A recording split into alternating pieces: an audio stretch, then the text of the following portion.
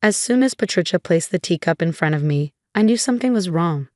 My mother-in-law gave me a sly smile, watching closely as I lifted the cup to my lips. "The tea tastes strange," she asked, pretending to be concerned. I took another sip, meeting her gaze. "No, it's perfect. My name is Olivia. I'm 32, and for the past 5 years, Patricia has been trying to push me out of her son's life. But this time, she had gone too far. 2 weeks ago, I saw her in my garden taking care of some unfamiliar plants. Patricia had always criticized my lack of gardening skills, so seeing her there was odd. Then she suddenly insisted on weekly family dinners, something she used to avoid. "I just want us to be closer," she had said, forcing a smile. I might have believed her if I hadn't caught her researching poisonous plants late one night. She thought no one was awake, but I saw words like untraceable and symptoms on her laptop before she quickly shut it. That's when I contacted my friend Emma, a toxicologist. I told her my suspicions, and she helped me prepare. Now, sitting at Patricia's table, I watched her closely. My husband, Mark, was working late. How convenient. "You know, Patricia," I said casually, putting down my cup, "you've taken a sudden interest in herbs." She stiffened slightly. "Oh, I just like trying new things. How are you feeling? You look a bit pale." "I'm fine," I said, checking my phone. "But I'm curious about that new plant you're growing, the one with purple flowers." Her expression flickered. "I don't know what you mean." "No?" I scrolled through my phone. "Strange, because I have photos of you planting it. It's called Aconitum, or wolfsbane. Highly toxic." Patricia's face turned pale. I don't. "You know," I continued, "it's hard to detect in poisonings unless someone is looking for it." She shot up from her chair. "You're talking nonsense." "Oh, I'm feeling perfectly fine," I said, "because I've been taking an antidote for a week now. My friend Emma helped me prepare it." Her hands trembled. "You're lying." I pulled out a small recorder. "I also recorded our conversation, and I have video of you planting and preparing the wolfsbane, plus screenshots of your search history." "You went through my computer," she gasped. "No need. You should really use incognito mode when looking up murder methods." I stood up. "I've already sent the evidence to my lawyer. If anything happens to me, the police will get it." Patricia sank into her chair, her plan falling apart. "You don't understand," she whispered. "Mark deserves better. Someone from a good family, someone you can control?" I cut in. "That's what this is about, isn't it?" Just then, the front door opened. "Mom? Olivia? Sorry I'm late." Mark called out. Patricia's eyes filled with panic. I leaned in. "You have a choice. You can tell Mark everything, or I will." As Mark walked in, I smiled. "You're home early. Your mother and I were just talking about her new gardening hobby." Mark stood in the doorway, looking at us with confusion. The room was heavy with tension, and Patricia's hands trembled as she gripped the table. "What's going on?" he asked, his eyes shifting to his mother. "Mom, are you okay?" Before Patricia could speak, I held up my phone, showing him photos of her garden. "Your mom has been growing some interesting plants. Do you want to explain what you plan to do with the wolfsbane, Patricia?" Mark frowned. "Wolfsbane? That's poisonous, isn't it?"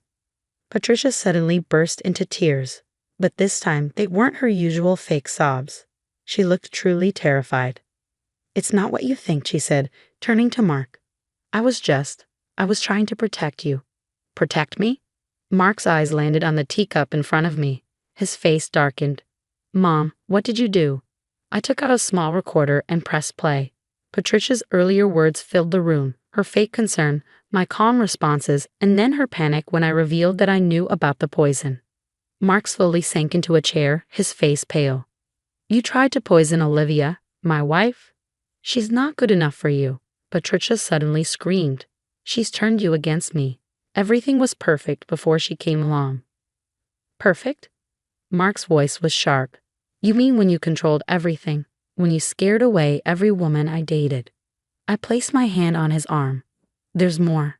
I showed him the screenshots of her research, poisonous plants, their effects, how to make them untraceable.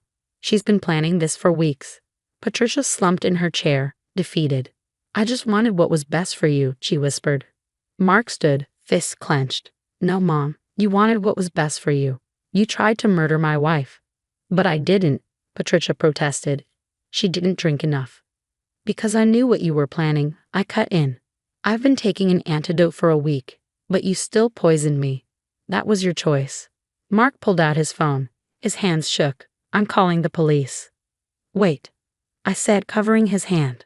Let's give her a chance to be honest, maybe for the first time in her life. Patricia looked at us, her mask completely gone. The powerful, controlling woman was no more, just a desperate, lonely person afraid of losing her son. When you married her, everything changed, she whispered to Mark. You stopped coming by as much. You made decisions without asking me. She made you strong, and I hated her for it. So you tried to kill her? Mark's voice cracked. I convinced myself it was for the best. Patricia admitted, tears falling. I told myself you'd be happier without her. That one day you'd thank me. She shook her head. I was wrong. I see that now. I watched her closely. For the first time, I saw her truth, not the perfect woman she pretended to be, but someone who had built her life around controlling Mark. The police need to know, I said firmly. You tried to kill me, Patricia, but what happens next is up to you. Will you take responsibility or will you keep lying? Patricia hesitated, then reached into her purse and pulled out a small notebook. This is everything, she said softly. My research, my plans, when I planted the wolfsbane. I'll tell the police everything. Mark called the authorities. Patricia slumped deeper into her chair, the weight of her actions finally sinking in. As sirens echoed in the distance, I knew nothing would ever be the same. But when I looked at Mark, I saw his pain, but also his strength. We would get through this. Sometimes the truth, no matter how painful, was the only way forward. The next few months passed quickly, filled with police interviews, court hearings, and family therapy. Patricia pleaded guilty to attempted murder, which surprised everyone except me. Maybe she finally realized that controlling everything wasn't worth losing her son completely. On the day of her sentencing, I sat beside Mark in the courtroom, holding his hand. Patricia looked smaller in her plain navy suit, her usual confidence gone. When given a chance to speak, she turned to us. I spent my life trying to control everything, she said, her voice steady despite her tears. I thought I knew what was best for my son. But that wasn't love. It was control, and it nearly made me do something unforgivable. The judge sentenced her to 5 years with required psychiatric treatment. As she was led away, she looked back at us one last time. This time, there was no manipulation in her eyes, just regret. Afterward, Mark and I walked through the courthouse gardens. I keep thinking about all the signs I miss, he said. The way she'd insulted you, the fake concern. I should have realized sooner. I squeezed his hand. She was your mother. You wanted to believe the best about her. How can you be so forgiving? He asked. She tried to kill you, Olivia. I thought for a moment, because I won't let her actions poison our lives. She's facing the consequences, and that's enough for me. 2 weeks later, I received a letter from Patricia's psychiatrist. With her permission, he shared that she had a severe personality disorder, which made her obsess over control. She was finally getting help. Mark and I decided to sell the house near Patricia's and move somewhere new, where we could start fresh. While packing, I found the recorder with all the evidence from that night. Should we keep it? Mark asked. I shook my head and deleted the recording. We don't need it anymore. Holding onto it won't help anyone heal. We bought a small house with a garden, and I started growing herbs again, the safe kind. Sometimes, while tending my plants, I think about Patricia's wolfsbane. How something beautiful can turn deadly, just like her love for her son. Mark visits Patricia in prison once a month. I don't go with him, but I send letters sometimes. Not because I fully forgive her, but because I believe people can change. Her replies are different now, honest, without manipulation. She's finally becoming the mother I needed, Mark told me after one visit. It's just sad that it took something this extreme. Last week, I received a package from Patricia. Inside was a diary she'd kept since her arrest, filled with reflections on her mistakes. On the first page, she had written, I spent my life trying to control others, only to realize the one who needed help was me. I'm sorry it took nearly destroying my family to see that.